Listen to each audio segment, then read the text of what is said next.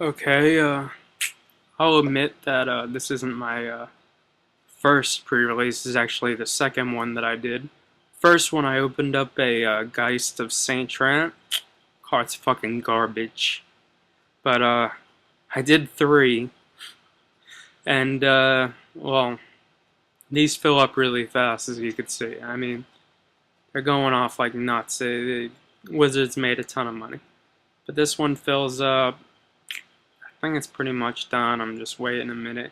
But my first draft failed miserably. I had a Moorland Hornet. I had really good white. I had Geist of St. Tramp, but I ended up getting beat down. So here's what I open. I do what everyone does. Immediately go to the rares. And immediately feel bad about it. I got two of the black-white duels. I got a Mirror Mad Phantasm, that stupid shit that makes the zombies 0 cost. A white card that's not fantastic, and a Stormkirk Noble. It's not great, but I think the foil mountain really is like the best part of this whole thing. So I'm gonna go through all my cards, see what I've got here. My problem is that white and blue are the best combination you can put together. Like, if you can maybe put like blue-red with a splash of white, or blue-green with a splash of white, or blue-white with a splash of red, anything. White has the removal, so and it also has the cards that make your other cards better if they die, like that Doom Travel over there. Fantastic. That's a Bonza something. I don't know, but it's gonna be great and constructed. It's a pacifism, but it can also be a 2/2 for your creature, which I think is fantastic. That's a ghetto Gideon's Lawkeeper, basically. The only issue is you're running into so many humans, you know, and I you're gonna watch this and you're gonna say, oh, double-sided cards, they're cool. No, they're not. They suck. Double-sided cards actually take away a turn. But Geist Flame, fantastic. Stormkirk is okay. The Ironsmith is good, but very rarely does it get to 3/1. Those are pretty good too. I mean, if you can, get enough removal out there to beat your opponent down, you're gonna have some big ass fucking vampires. And the funniest thing about this is that I think I end up going white, red, green, and like at the end of every first match, I would switch out like the green and go to blue. But I put in right there. I didn't like point it out or anything, but yeah, right. I had a red card. It deals 2 damage to all creatures. In limited, bar none, the most broken card ever created. Better than Liliana. Better than Garrick. Best card ever made for limited is Invisible Stalker. If you get Invisible Stalker in a draft or in a sealed, almost everyone that has an Invisible Stalker wins. So I put that card in. I didn't get an Invisible Stalker, so I put that card into the deck. I also think I got like that wolf that's got trample. It's kind of like a late game firebomb. Yeah, fireball. Fireball. Uh, and then like I got kind of excited by the double-sided green cards, but green and red are probably the worst double-sided.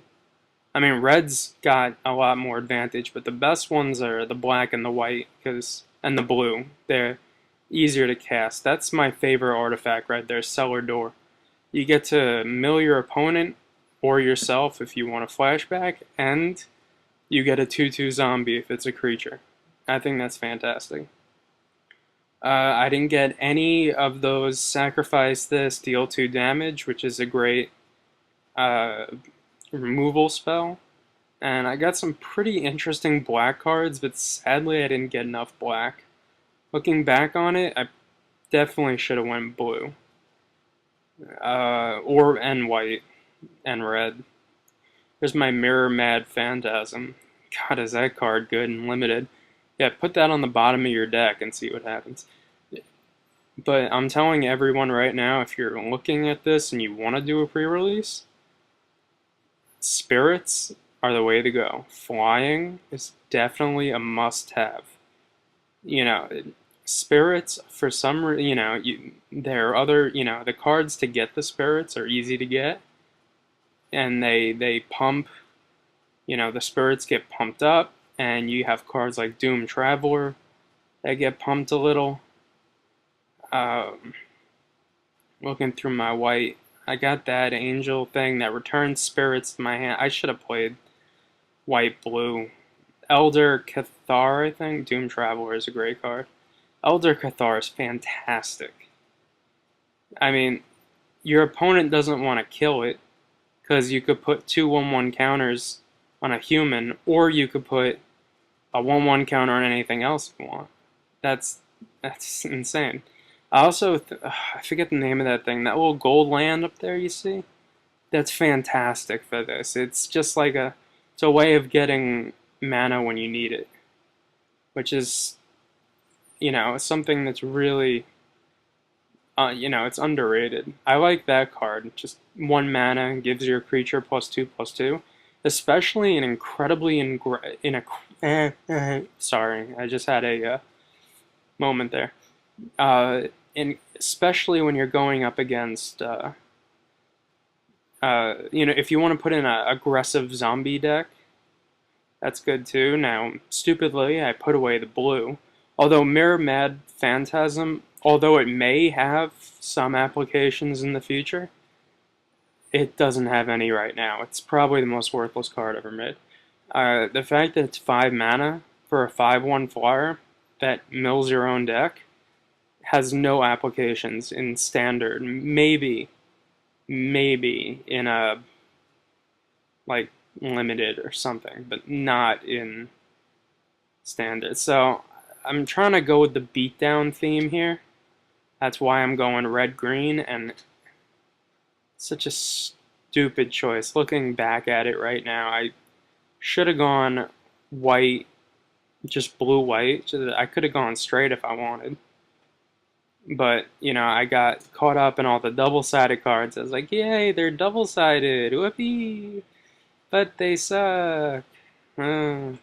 The elves are always good, except they're not elves, they're humans. I don't know why they're human monks. I don't know why they didn't just make them, like human elves or something. I don't know. Maybe like nerds would get angry if, Bonds of Faith is a must. I mean, that card is just insanity.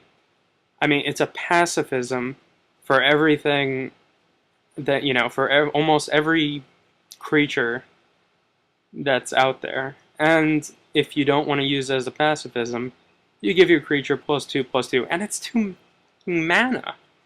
And there's a rage thrower right there for red, which, if you're playing an aggressive red deck, amazing card.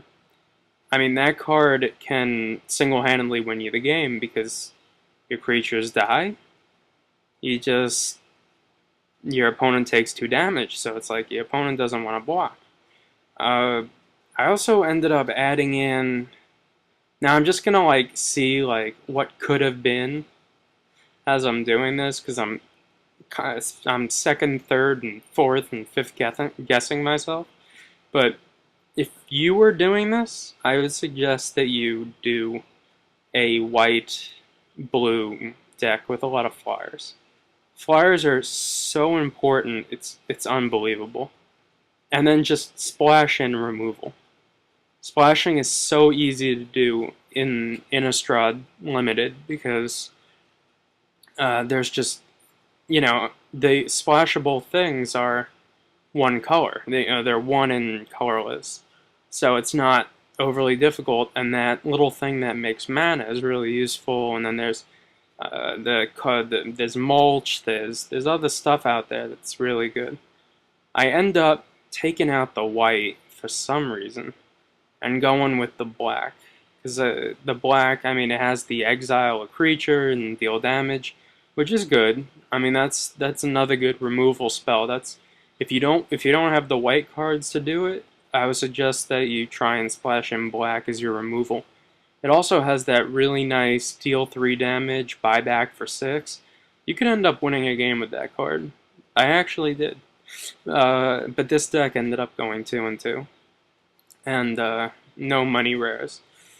Probably the most valuable thing I got at. Well, the black-white dual lands, I don't know, they're about $5 a piece, and the pack I end up winning is like $5. Oh, I do end up going white. God, I'm outthinking myself. That dual face card on the bottom of the white stack there, that's a pretty good card. It's a 2/2 with vigilance that becomes a 5/4 with vigilance, and the Stormkirk Noble is a very good card. It can't be blocked by humans, which in Innistrad block constructed will be fantastic. The only issue, so this isn't fucking Innistrad block constructed. And I think after I turn off the video, I take out the Scarecrow. Scarecrows are so good, it's insane. I also have the Artifact Destruction with Flashback. I end up taking out the 4/4 Zombie because I'm not a huge fan of it.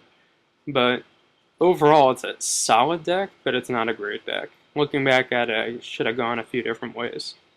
But I didn't. And the artifacts I got were garbage. But I ended up going 2 and 2, so yeah, I take out the Scarecrow. Don't take out the Scarecrows. I'll see you in a bit.